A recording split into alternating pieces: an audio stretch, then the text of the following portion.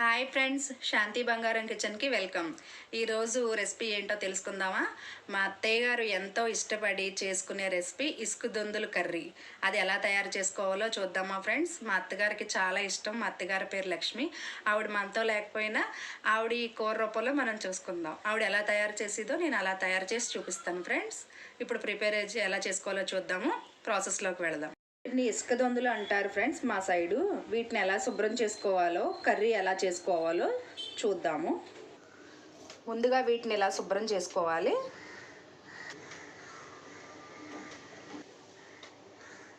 ఇదిగో వీటిని ఎలాగా శుభ్రం చేసుకోవాలి. మొత్తం చేపలన్నీ కూడా ఇలా నీట్గా కట్ చేసుకుని శుభ్రంగా తోముకున్నాక అప్పుడు కూర ఎలా ప్రిపేర్ చేసుకోవాలో చూపిస్తాను. ఇదిగోండి, ఇలా కడిగి శుభ్రంగా తోముకుని శుభ్రం చేసుకుని పక్కన ఉంచుకోవాలి.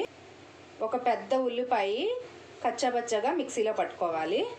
ఒక 10 పచ్చిమిర్చి, కొంచెం కరివేపాకు, అల్లం వెల్లుల్లి జీలకర్ర ధనియాలు పేస్టు, కొంచెం కొత్తిమీర. ముందుగా కడిగి శుభ్రం చేసుకున్న ఈ చేపల్లో కొంచెం పసుపు, కొంచెం ఉప్పు, కూరకు సరిపడినంత కారం వేసి బాగా కలుపుకోవాలి. ఇలా బాగా ముక్కలకి పట్టించి కాసేపు పక్కన ఉంచుకోవాలి. ఇలా ఈ చేపలకు పట్టాక పక్కన పెట్టుకోవాలి.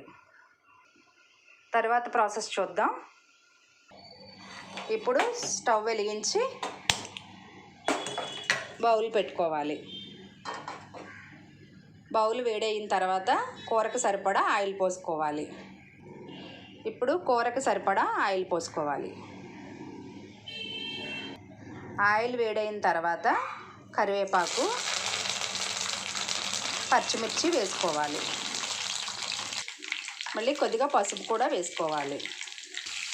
ఇవి ఇలా బాగా వేగిన తర్వాత దీనిలో ముందుగా మిక్సీ పట్టుకున్న ఉల్లిపాయ పేస్ట్ వేసుకోవాలి. ఇప్పుడు దీన్ని ఒకసారి బాగా కలుపుకొని ఒక 5 నిమిషాలు ఈ ఉల్లిపాయ పేస్టు బ్రౌన్ కలర్ వచ్చేదాకా మగ్గించుకోవాలి.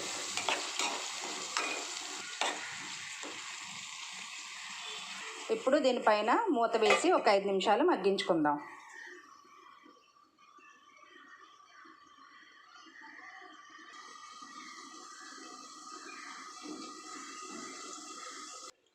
ఇప్పుడు ఒకసారి చూద్దాము. ఇలా బాగా మగ్గిన తర్వాత ఈ ఉల్లిపాయ దీనిలో